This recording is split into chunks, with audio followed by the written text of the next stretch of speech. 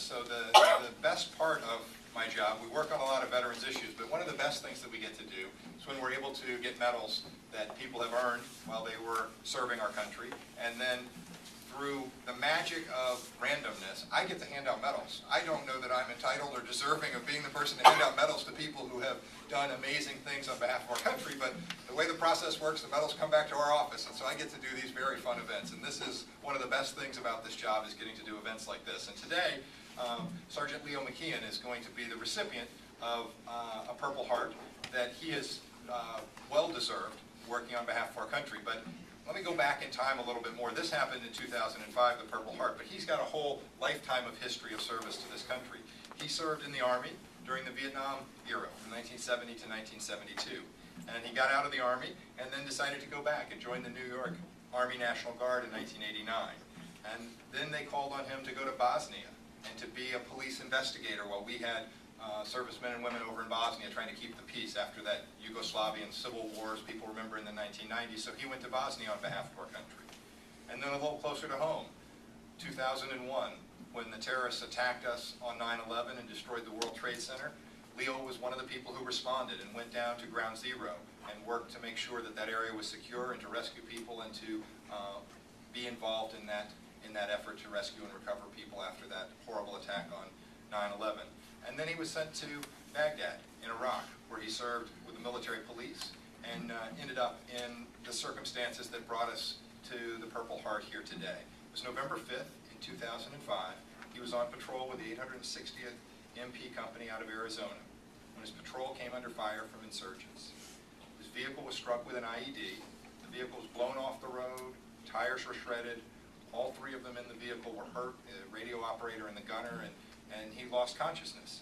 But he woke up and had the presence of mind to drive the vehicle out of the kill zone and the fire that was going on. Didn't know that the tires were blown off, so I'm sure that was a little different experience to drive without tires on your vehicle, but he still did it successfully. Got them out of the kill zone, radioed for help, and also performed first aid and aided the two other soldiers who were there with him that were injured. That's the kind of service that Leo has embodied throughout his life. I think you see that by the huge group of family and friends that have come here today to say thank you to him for that service and to recognize him. And it's the kind of service that humbles me and makes me proud to be an American, proud to be part of this democratic government that we have here, and proud to say thank you to our men and women who serve in our armed forces, and in particular today, proud to say thank you to Leo for his wonderful work. And with that, I'm going to get to do this wonderful honor of giving him this Purple Heart that he has so roundly deserved. Hurrah!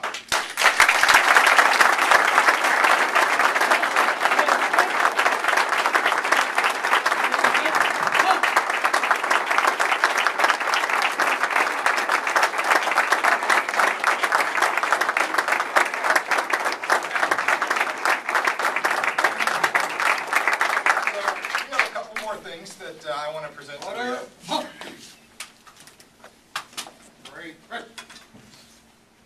So this says, I'll read this to you for those of you who can't see it. The United States of America, to all who shall see these presents, greeting.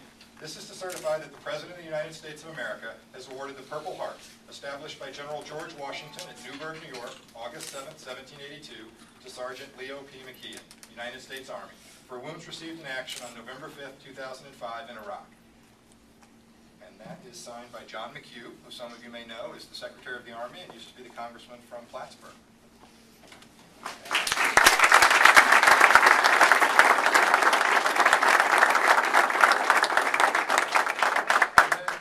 We also have a flag which was flown over the United States Capitol, and I'm presenting that to Leo as well, and thank you for his service and in honor of that service to this country for more than 3 decades now, from the time he started in the Army until his service in Iraq. And he has told me he is officially retired and this is the last time, but I'm not sure that I really believe him, but that's what he told me before we got here. So I have a flag that I also want to present to him.